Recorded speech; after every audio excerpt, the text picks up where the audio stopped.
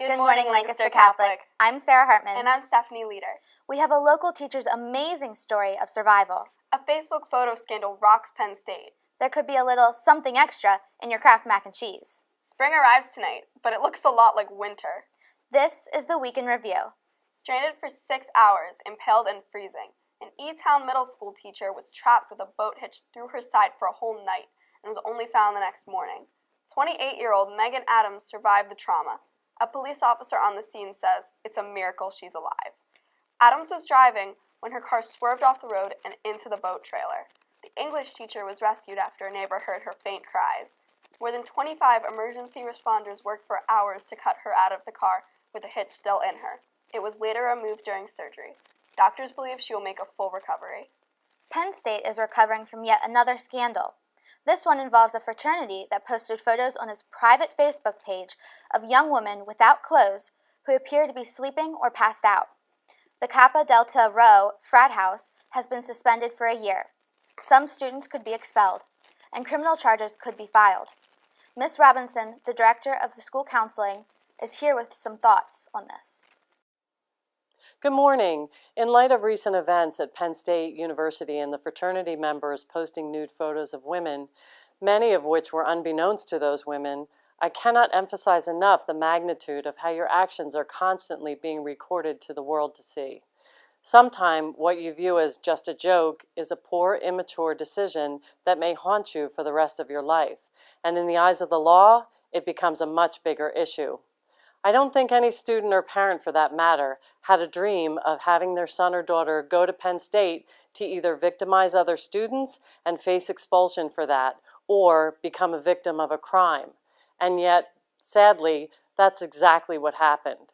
This is not an isolated event. Things like this are happening all the time. So what is it that you're supposed to do? Moving forward, it really boils down to two things: personal responsibility and taking time to think about the choices you make. Ask yourself, what are the long and short-term consequences of the decision I make right now? As a reminder to all of you, there are many resources available here at Lancaster Catholic to assist you through this time of your life. Let's be careful out there. What goes up must come down. After an increase in gas prices over the last month, prices are beginning to drop again. Here in the Lancaster area, we paid about a nickel less than a gallon. The decrease is expected to continue according to the AAA. The most important ingredients in Kraft's well-known mac and cheese are the noodles, the cheese, and the metal. This week, the company was forced to recall over 6.5 million boxes of the mac and cheese after getting complaints that people found metal shards in the box. If you have any boxes of Kraft mac and cheese with expiration dates of September 18th through October 11th, 2015, you can return them for a full refund. March Madness is here, and so is Stefan Jerafasilis with a sports report. 68 teams began this week with one thing in mind: dancing. The NCAA men's basketball tournament, which kicked off earlier this week with the first four, is now in full swing. As the tournament rolls on, the pressure will mount as each team battles to prove its worth in one of the most exciting events in sports.